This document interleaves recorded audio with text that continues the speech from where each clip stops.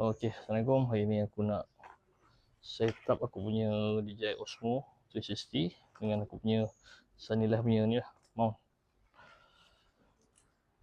Okey.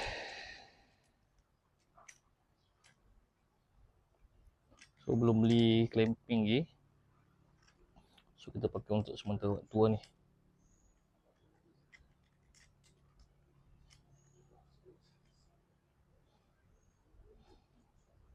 Okey.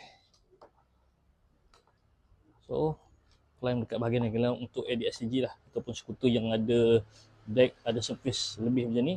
So dia boleh letak kat sini lah. Aku tak boleh letak sini. Ini dia kurang kuat. So dia akan bergegar. Ini pun bergegar tapi dia akan tahan sikit lah daripada yang deck depan. Okay. So kita nak test. Okay. Di kedudukan mount dia macam ni lah. Ni yang Sunnylife punya mounting untuk action cam.